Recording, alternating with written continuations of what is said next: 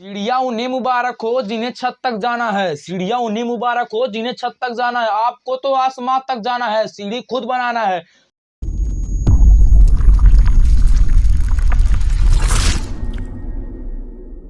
जय हिंद दोस्तों, आज का हमारा टॉपिक है समास। समास का मतलब होता है संक्षेपीकरण। संक्षेपीकरण का मतलब मीन्स होता है संक्षेप में किसी बात को संक्षेप या छोटा करके बताना, ठीक है ना। संक्षेपीकरण उसे कहते हैं। तो समास की परिभाषा हम लोग जान लेते हैं। तो देखो, समास जब जब दो या दो से अधिक शब्दों से मिलकर बने नए सार्थक शब्द को समास कहते हैं। अब पूछोगे सर हमें सार्थक शब्द नहीं मालूम है, तो सार्थक शब्द वे शब्द जिनका कुछ अर्थ निकलता उन्हें सार्थक शब्द कहते हैं, ठीक है। इतना दूर समझ में आया। तो हम लोग अब पूछेगा, कल के एग्जाम में पूछ लिया कि बताओ कि समास कितने प्रकार के होते हैं, तो मालूम नहीं रहेगा। तो इसलिए समास के भेद 6 होते हैं। इतना दूर समझ में आया। समास के कितने भेद होते हैं? 6 भेद होते हैं, ठीक है। तो पहला हो गया अव्ययीभाव समास, दूसरा तत्पुरुष समास, और तीसरा कर्मधारय समास, और चौथा होता है द्विगु समास, और पांचवा होता है द्वंद्व समास, छठवां बहुव्रीहि समास होता है, ठीक है। अब पूछेंगे सर हमें याद नहीं होता है, कितने होते हैं भी नहीं याद होता है। तो इसके लिए हम हर चीज के लिए ट्रिक बनाएंगे, ठीक है। हर चीज को एक एक एक कॉपी किताब की जरूरत नहीं है, एक अच्छी नजर से देखो, समझ में आएगा, बहुत जबरदस्त है, ठीक है। तो समास को याद रखने के लिए ट्रिक हम आपसे बोले ना, समास को याद रखने के लिए ट्रिक लाएंगे। देखो, समास में जो मास आ रहा है, मास वो नहीं समझ लो तुम लोग, हम समझ रहे हैं तुम लोग की भावनाओं को। मास मतलब होता है महीना। महीने एक साल में कितने माह होते हैं? 12 माह होते हैं। तो देखो, 12 मास बट्टे 2, 12 मास वो नहीं, मास यहाँ मास जो सब कहते हैं बरहो मास नहीं, 12 मास, ठीक है। 12 मास बट्टे 2, तो 12 मास बट्टे 2, देखो 2 कम 2, 2 छक 12, तो 2 छक 12, तो 6 आ गया ना। तो देखो 6 समास होते हैं, और यहाँ पे 12 मास बट्टे 2, तो हमारा आंसर भी हो जाएगा 6, ठीक है। इतना दूर ये अपने से बनाए हैं। इसको ट्रिक अब बहुत सोच समझ कर बनाया गया, अपने से बहुत मेहनत किए हैं। तो प्लीज सब्सक्राइब जरूर कीजिएगा, ठीक है। तो पीछे हम बताएं समास को याद रखने के लिए ट्रिक बताएं, जैसे मतलब समास कितने होते हैं उसके लिए ट्रिक बताएं पीछे। अब बता रहे हैं समास के नाम को याद रखने के लिए ट्रिक, ठीक है। समास के नाम को याद रखने के लिए ट्रिक बता रहे हैं, ठीक है। देखो, ट्रिक ये है कि अब तक द्वंद्वी, अब तक मतलब अव्ययीभाव समास, और ब देखो, अ से अव्ययीभाव समास, ब से बहुव्रीहि समास, फिर उसके बाद इतना दो क्लियर होगा। देखो, त से तत्पुरुष समास, क से कर्मधारय समास, त से तत्पुरुष समास, क से कर्मधारय समास। अब द्वंद्व क्या होता है? द से द्वंद्व समास, और दि से द्विगु समास, ठीक है। द से द्वंद्व समास और दि से द्विगु समास, ठीक है। इतना हुआ। इतना समझ में आया कि नहीं समझ में आया? फिर से एक बार रिवीजन कर लेते हैं। अ से अव्ययीभाव, ब से बहुव्रीहि समास, त से तत्पुरुष, क से कर्मधारय, द से द्वंद्व समास, दि से द्विगु समास, ठीक है। अब एक एक करके हम लोग समझ रहे हैं, ठीक है ना। देखो, तो पहला हो जाएगा अव्ययीभाव समास। इसकी परिभाषा देख लेते हैं अव्ययीभाव समास की। जिस समास का पहला पद प्रधान हो, तथा अव्यय हो, और अव्यय भी होगा। जिस समास का पहला पद प्रधान हो तथा अव्यय हो उसे अव्ययीभाव समास कहते हैं, ठीक है। जिस समास का पहला पद प्रधान हो तथा अव्यय हो उसे अव्ययीभाव समास कहते हैं। तो देखो, अव्ययीभाव समास समझ में आया कि नहीं? अव्ययीभाव समास। तो अब देख लेते हैं उसका ट्रिक अव्ययीभाव समास का। देखो, इसमें जो ट्रिक बनाए हैं, ये देखो, पहला ट्रिक ये है कि इसका पहला पद छोटा होगा, ठीक है। इसका पहला पद छोटा होता है, ठीक है। और दूसरी ट्रिक देख लेते हैं। पहला पद उपसर्ग होता है, ठीक है। जैसे देख लेते हैं, उदाहरण भी आगे बता रहे हैं, ठीक है ना। आगे और ज्यादा जानकारी देंगे, यहाँ पर थोड़ा सा जानकारी ले लीजिए, कहीं से बोर्ड छोटा है, ठीक है। बोर्ड अगर बड़ा रहता तो ज्यादा जानकारी मिल जाती, ठीक है ना।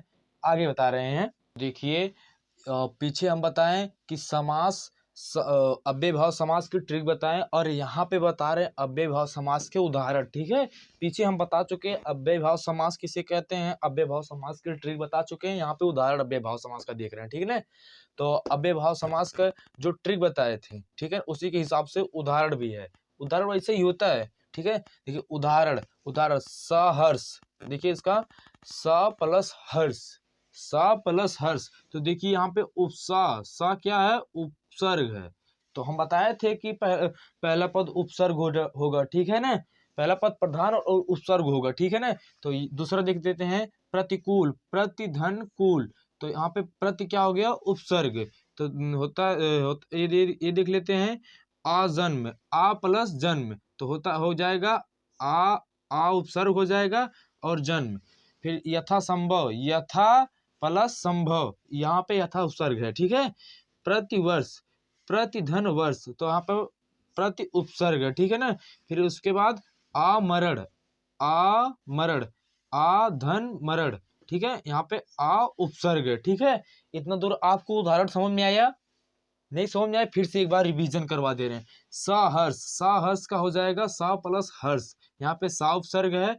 प्रतिकूल का, प्रतिधन कूल, यहाँ पे प्रति उपसर्ग है आजन्म का, आ प्लस जन्म, यहाँ पे आ उपसर्ग है। यथा, यथा संभव, यहाँ पे हो जाएगा यथा प्लस संभव, यहाँ पे यथा उपसर्ग है। ये प्रतिवर्ष का, प्रतिधन वर्ष, यहाँ पे प्रति उपसर्ग है आमरण का, आधन मरण, यहाँ पे आ हो जाएगा उपसर्ग। ठीक है, इतना समझ में आया? और आप लोग कहेंगे उपसर्ग के लिए भी हम वीडियो बनाएंगे। ठीक है ना, अगर आप लोग कमेंट में कहेंगे तो। ठीक है, अब एक नोट, एक जरूरी बातें हैं जो नोट बना के मैं बता रहा हूँ, उसको कभी मत भूलिएगा, नोट जो बनाए हैं। ठीक है, तो नोट ये बनाए हैं कि एक शब्द की आवृत्ति कई बार होने पर भी अव्ययभाव समास होता है। जैसे किसी बात को कई बार कही हो लगातार, वहां पर भी अव्ययभाव समास होगा। जैसे देखिए क्या दिया है, एक शब्द की आवृत्ति कई बार होने पर भी अव्ययभाव समास होता है। तो जैसे देख लेते हैं उदाहरण के रूप में, हाथों हाथ, जो सब कहते हैं हाथों हाथ ले लें, हाथों हाथ दे दो। जैसे देखो हाथ प्लस हाथ, हाथों हाथ का क्या होगा, हाथ प्लस हाथ, तो यहाँ पे अव्ययभाव समास।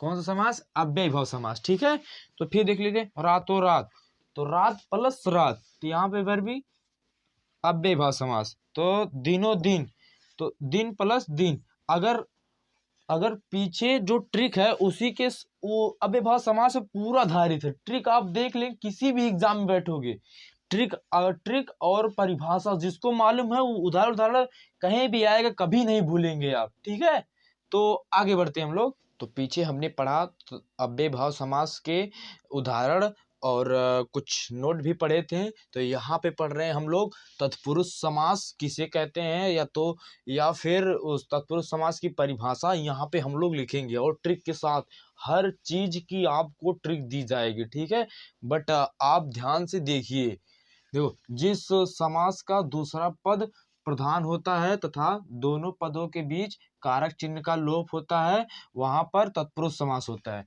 और अव्ययभाव समास में पहला पद प्रधान होता था। ठीक है, और यहाँ पे दूसरा पद प्रधान है। ठीक है, देखिए जिस समास का दूसरा पद प्रधान होता है, यहाँ पे दूसरा पद प्रधान हो रहा है। ठीक है, तथा दोनों पदों के बीच कारक चिन्ह का लोप भी होता है। ठीक है, वहां पर तत्पुरुष समास होता है। ठीक है, इतना समझ में आया परिभाषा। फिर इसका ट्रिक देख लेते हैं। इसका होगा ट्रिक, पहला दूसरा पद छोटा होगा, जो दूसरा पद होगा वो छोटा होगा। ठीक है, दोनों पदों के बीच कारक चिन्ह का लोप होगा, दोनों पदों का भी, दो मतलब दो पद रहेंगे उसके बीच कारक चिन्ह का लोप होगा। ठीक है, इतना समझ में आया? फिर आगे पढ़ रहे हैं उदाहरण में, देख लीजिए, आप खुद देख लीजिए। राजा का कुमार, राजा का कुमार यहाँ पे है ना, तो ये इसका जो ये समास विग्रह है, तो यहाँ पे है राजकुमार, तो यहाँ पे हो जाएगा राजा का कुमार। ठीक है, यश प्राप्त, यश को प्राप्ति, यहाँ पर देखिए राजा का कुमार में यहाँ यहाँ कारक चिन्ह क है। देखिए यहाँ पे दिया है ना, दोनों पदों के बीच कारक चिन्ह का लोप होता है, तो यहाँ पे का है कारक चिन्ह। ठीक है, यश को प्राप्ति, यश को प्राप्ति, तो यहाँ कारक चिन्ह को है। ठीक है, जैसे देखिए यश प्राप्त, यश यश को प्राप्ति, अब को आया बीच में ना, तो ये कारक चिन्ह है। ठीक है, यज्ञशाला, ये इसका क्या होगा, यज्ञ के लिए शाला, तो यहाँ पे के नहीं, के लिए दोनों होगा, दोनों कारक चिन्ह होंगे। ठीक है, ये हो गया, तो हो गया करुणा पूर्ण, करुणा हो गया करुणा में पूर्ण, यहाँ पे में हो गया कारक चिन्ह। ठीक है, तो फिर देख लेते हैं आगे, पुरुषोत्तम, पुरुषों में उत्तम। ठीक है, पुरुषों में उत्तम, अब इसका इसका क्या होगा कारक चिन्ह, इसमें होगा में। इतना समझ में आया? तो फिर से एक बार रिवीजन कर रहे हैं। देखिए, तत्पुरुष समास, जिस समास का दूसरा पद प्रधान होता है तथा दोनों पदों के बीच कारक चिन्ह का लोप होता है, उसे तत्पुरुष समास कहते हैं। एक ट्रिक देख लेते हैं, दूसरा पद प्रधान होता है तथा दोनों पदों के बीच कारक चिन्ह होता है। ठीक है, अब उदाहरण में राजकुमार, राजा का कुमार, यहाँ पे कारक चिन्ह का है, यश यश प्राप्ति, यश को प्राप्ति, यहाँ पे को कारक चिन्ह है, और यज्ञशाला, यज्ञ के लिए शाला, यहाँ पे के लिए कारक चिन्ह है, और करुणा पूर्ण, करुणा में पूर्ण, यहाँ पे में कारक चिन्ह है, और पुरुषों में उत्तम, पुरुषों में उत्तम, पुरुषोत्तम का पुरुषों में उत्तम, यहाँ पे कारक चिन्ह में है। ठीक है, इतना दूर समझ में आया? अब आगे बढ़ रहे हैं। ठीक है, पीछे हम लोग पढ़े तत्पुरुष समास, तत्पुरुष समास के ट्रिक और तत्पुरुष समास की परिभाषा और उदाहरण भी पढ़े, और यहाँ पे हमें पढ़ना है तीसरा कर्मधारय समास। कर्मधारय समास की हम लोग सबसे पहले परिभाषा देख लेते हैं। ठीक है, जिस समास का उत्तर पद प्रधान होता है, जिस समास का उत्तर पद प्रधान होता है तथा पूर्व पद व उत्तर पद में उपमेय, उपमान, विशेष और विशेषण का संबंध होता है, उसे कर्मधारय समास कहते हैं। सिर्फ देखो यहाँ पे चार चीजों की याद रखिएगा। ठीक है, चार चीजों का, उपमेय, उपमान, विशेष और विशेषण का संबंध रहता है। ठीक है, उसे कर्मधारय समास कहते हैं। ठीक है ना, अब यहाँ पे ट्रिक देख लेते हैं। ट्रिक क्या है, पहला पद विशेषण होगा। ठीक है, हम बताए ना विशेषण होगा, पहला पद विशेषण होगा, और दूसरे पद की तुलना किसी वस्तु से की जाएगी, किसी चीज से की जाएगी, वस्तु से, मतलब वहां पर तुलना होगा। ठीक है, एक वस्तु की तुलना किसी दूसरी वस्तु से की जाती है, उसी प्रकार से यहाँ दूसरे पद की तुलना की जाएगी। ठीक है, आगे बढ़ते हैं। हम लोग पढ़ चुके कर्मधारय समास का ट्रिक और उसकी परिभाषा पढ़ चुके हैं। यहाँ पे देख रहे हैं कर्मधारय समास का उदाहरण। ठीक है, उदाहरण पहला हम देख लेते हैं। तो चरण कमल,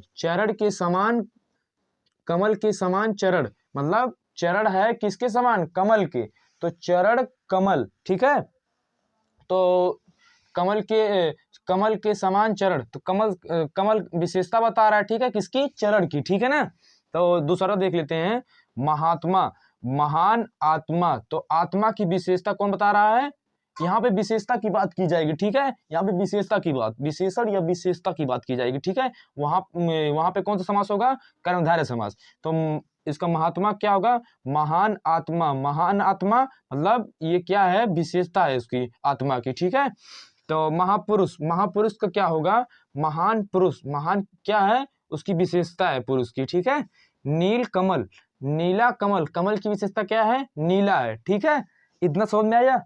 अब आगे बढ़ रहे हैं। ठीक है, तो चौथा हमारा समास है द्विगु समास।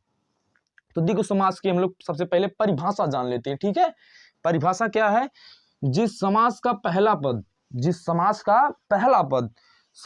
संख्यावाचक हो, जिस समास का पहला पद क्या हो, संख्यावाचक हो, उसे द्विगु समास कहते हैं। मतलब द्विगु समास में पहला पद क्या होगा, संख्यावाचक होगा, उसे द्विगु समास कहते हैं। ठीक है, तो इसके पहले हम लोग सबसे पहले ट्रिक जान लेते हैं। ट्रिक क्या है, पहला पद संख्यावाचक होगा। ठीक है, पहला पद संख्यावाचक होगा, या तो फिर इसको और आसान तरीके से हम लोग जान लेते हैं नोट बनाकर। तो नोट क्या है, द्विगु समास का यहाँ पर नोट बनाए हम, तो देख लो, द्विगु समास में गु आ रहा है ना लास्ट में, देखो यहाँ पे गु आ रहा है ना, तो गु मतलब गुड़ा, मतलब गुणा, गुणा किसका होता है, गुणा किसका होता है, संख्याओं का। तो संख्याओं का जब गुणा होगा तो वहां पे कौन सा समास, द्विगु समास होगा। ठीक है, आगे हम लोग पीछे पढ़ चुके द्विगु समास और उसका ट्रिक पढ़ चुके, और यहाँ पे देख रहे हैं उसका उदाहरण। तो उदाहरण पहला क्या है, तिरंगा, तिरंगा तीन रंगों का समूह। तो उस हम पहले क्या बताएं, जब वहां पे संख्यावाचक की बात करेगा, संख्यावाचक या अंक की बात करेगा तो वो कौन सा समास होगा, तो उसका होगा द्विगु समास। ठीक है, तो यहाँ पे देखो ती मतलब तीन, तीन यहाँ पे लिख दिया ना, मैं यहाँ पे दिया है तीन रंगों का समूह, तीन रंगों का समूह दिया है ना। तो तीन यहाँ पे क्या दर्शाता है कि वो क्या है, द्विगु समास है। ठीक है, अब आगे बढ़ते हैं। त्रिकोण, त्रिकोण मतलब तीन कोणों का समूह, त्रि मतलब तीन, तीन कोणों का समूह। तो तीन कोणों का समूह, तो इसमें त्रि आया पहले, मतलब त्रि मतलब यहाँ पे क्या लिखे हैं, तीन लिखे। तो तीन जब लिखे, जब पहला पद संख्यावाचक होगा तो वहां पे कौन सा समास होगा, वहां पे समास होगा द्विगु समास। ठीक है, आगे बढ़ रहे हैं। नवग्रह, नवग्रह मतलब नौ ग्रहों का समूह। तो नौ, नौ क्या है, संख्यावाचक है, नौ क्या है, संख्यावाचक है। तो यहाँ पे कौन सा समास, द्विगु समास। और चौराहा, चार राहों का समूह, चार राहों का समूह। तो चौ मतलब चार, चार कौन सा दर्शा रहा है, कौन सा समास, तो दर्शा रहा है कौन सा समास, द्विगु समास दर्शा रहा है। ठीक है, उम्मीद करते हैं आप लोग समझ गए होंगे। अब आगे बढ़ रहे हैं। ठीक है, पांचवा हमारा है द्वंद्व समास। द्वंद्व समास की हम लोग सबसे पहले परिभाषा जान लेते हैं। परिभाषा क्या है, जिस समास का दोनों पद, जिस समास का दोनों पद प्रधान होता है, जिस समास का दोनों पद प्रधान होता है उसे द्वंद्व समास कहते हैं। इस समास में दोनों पद प्रधान होते हैं। ठीक है, अब इसका ट्रिक देख लेते हैं। ट्रिक क्या है, दोनों पद एक दूसरे के विपरीत, विपरीत होता है, मतलब एक पद मतलब दूसरे के विलोम होगा। ठीक है ना। और दूसरी ट्रिक क्या है, दोनों पदों के बीच और डैश होता है। जैसे मतलब दो पद होंगे तो उनके बीच में जो होगा ना, या तो और होगा या फिर डैश का निशान होगा। तो वहां पे समझ जाइएगा कौन सा समास, कौन सा समास, द्वंद्व समास। ठीक है, समझ में आया, उम्मीद करते हैं आप लोग समझ गए होंगे। आगे बढ़ रहे हैं, तो यहाँ पे देख लेते हैं द्वंद्व समास का उदाहरण। द्वंद्व समास का उदाहरण, सुख दुख, सुख दुख। हम आपसे क्या बोलें, जो द्वंद्व समास होगा उसका मतलब पद जो होंगे दोनों वो एक दूसरे के विलोम होंगे, वो कुछ और होगा तो उसका उल्टा वो होगा। ठीक है, तो यहाँ पे क्या होगा, सुख और दुख का, सुख और दुख, सुख और दुख हो जाएगा समास विग्रह करने पर। तब यहाँ पे और जब आ गया तो हम आपसे क्या बोले हैं ट्रिक में, और या डैश होगा। ठीक है, और या डैश होगा तब तुरंत समझ जाना कौन समास, द्वंद्व समास। ठीक है, तो दूसरा हम लोग देख लेते हैं, पाप पुण्य, पाप और पुण्य, पाप और पुण्य। तो देखो यहाँ पे डैश है ना, और यहाँ पे क्या होगा समास विग्रह में और होगा। ठीक है, जब देखो या तो फिर डैश होगा या फिर और होगा, तो वहां पे कौन समास, द्वंद्व समास। अगर ये दोनों नहीं आ रहा तो या फिर ये देख लीजिए, अब ये भी यही दे दिया पाप और पुण्य में, बताइए कौन सा समास है। तो यहाँ पे डैश ना लिख के दे तो समझ जाए, मतलब कि जब दो पद होंगे तो दो पद एक दूसरे के उल्टे होंगे तो वहां पे समझ जाइएगा, चाहे डैश हो या और ना हो कोई दिक्कत नहीं, तो समझ जाइए कौन सा समास, द्वंद्व समास होगा। ठीक है, अब यहाँ पे देख लेते हैं तीसरा, गुण और दोष। तो अब देखो यहाँ पे और पहले आ गया, और पहले आ गया तो कोई दिक्कत नहीं, वो सेम उसी बात को फॉलो करना है। यहाँ पे देखो उल्टे है ना, उल्टे, गुण और दोष, तो इसका क्या होगा, गुण दोष, गुण दोष। तो यहाँ पे डैश जो है क्या दर्शा रहा है, कौन समास, द्वंद्व समास। ठीक है, उम्मीद करते होंगे आपको द्वंद्व समास समझ में आएगा। आगे बढ़ रहे हैं, बहुब्रीहि समास, छठवां है। बहुब्रीहि समास क्या होता है, जब किसी समास में कोई भी पद प्रधान नहीं होता है, जब किसी समास में कोई भी पद प्रधान नहीं होता है और दोनों पद मिलकर तीसरे पद की ओर संकेत करते हैं, तो वहां पे बहुब्रीहि समास, बहुब्रीहि समास या उसे बहुब्रीहि समास कहते हैं। ठीक है, जैसे इसका कहने का मतलब क्या है, बहुब्रीहि समास जो है ना, इसमें कोई भी पद प्रधान नहीं होता है, मतलब ना पहला पद ना दूसरा पद ना, मतलब कोई भी पद प्रधान नहीं होता है। लेकिन जानते हो ये जो समास है, मतलब कि दोनों पद मिलकर किसी तीसरे पद की ओर संकेत करते हैं जो वो उनकी प्रधानता दिखाता है। ठीक है, समझ में आया, आगे बढ़ रहे हैं। तो यहाँ पे देख लेते हैं हम लोग बहुब्रीहि समास का ट्रिक। बहुब्रीहि समास का ट्रिक का पहला जो है बहुब्रीहि समास, विग्रह करने पर तीसरा अर्थ निकलता है। जब मतलब दो शब्द रहेंगे उनको विग्रह करेंगे तो तीसरा अर्थ निकलता है, ठीक है। तीसरा जो अर्थ प्रधान होता है, इसमें जो तीसरा अर्थ होता है ना वो प्रधान होगा, ठीक है। उदाहरण हम लोग ले लेते हैं, लंबोदर, लंबा है उदर अर्थात गणेश। उदर का मतलब समझ रहे हैं, पेट, पेट मतलब पेट जिसका लंबा है अर्थात भगवान गणेश के, ठीक है। नीलकंठ, नीला है कंठ अर्थात किसके, महादेव के। ये जो कंठ, इसको कंठ कहते हैं। इन मतलब कि देखो शिव जी के देखोगे यहाँ कंठ पे नीला है, तो यहाँ पे उन्हीं का बात कर रहे हैं, नीला है कंठ अर्थात महादेव के, ठीक है। तो तीसरा देख लेते हैं, दशानन, दस है आनंद जिसके अर्थात रावण। आनंद मतलब सिर, रावण कितने सिर थे, 10 थे, तो उसके इसलिए यहाँ पे दशानंद उसको बोला गया, ठीक है। गिरिधर, गिरि को धारण करने वाला, गिरि को धारण करने वाला अर्थात श्री कृष्ण। अब गिरि समझ में नहीं आया, ये पूछो क्या होगा। गिरि मतलब पर्वत होता है, पर्वत को श्री कृष्ण धारण किए थे एक बार, तो उसी को यहाँ पे बोला गया है गिरिधर, ठीक है।